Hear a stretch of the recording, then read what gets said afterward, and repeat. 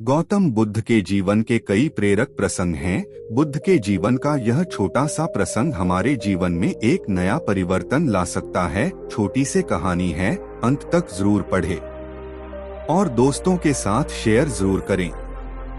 एक समय बुद्ध भगवान किसी गांव में उपदेश दे रहे थे कि हर किसी को धरती माता की तरह सहनशील तथा क्षमाशील होना चाहिए। क्रोध ऐसी आग है जिसमें क्रोध करने वाला दूसरों को जलाता ही है तथा खुद भी जलता है।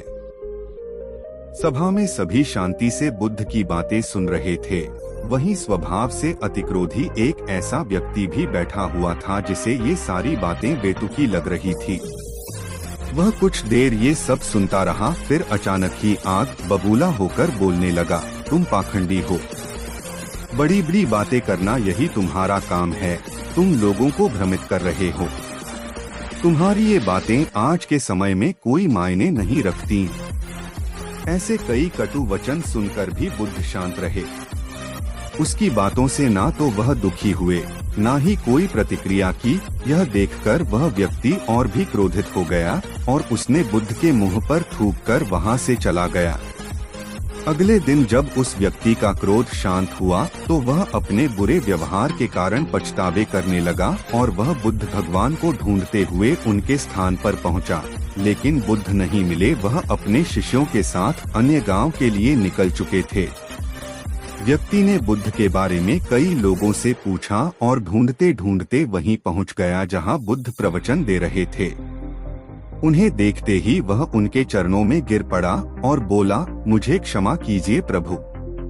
बुद्ध ने पूछा, कौन हो भाई, तुम्हें क्या हुआ है, क्यों क्षमा मांग रहे हो? उसने कहा, क्या आपने मुझे नहीं पहचाना? मैं वही हूँ जिसने कल आपके साथ बहुत बुरा व्यवहार किया था। मैं अपने कृत्य पर शर्मिंदा हूँ। मैं मेरे दुष्ट आचरण की क्षमा याचना करने आपके पास आया हूँ। भगवान बुद्ध ने प्रेम पूर्वक कहा, बीता हुआ कल तो मैं वहीं छोड़कर आ गया हूँ और तुम अभी भी वहीं अटके हुए हो। तुम्हें अपनी गलती का आभास हो गया, तुमने पश्चाताप कर लिया, तुम निर्मल हो चुके हो। अब तुम आज में प्रवेश करो। पुरानी बातें तथा बुरी घटनाएं याद करते रहने से वर्तमान और भविष्य दोनों बिगड़ते जाते हैं। बीते हुए कल के कारण आज को मत बिगाड़ो। यह सुन उस व्यक्ति का सारा बोझ उतर गया।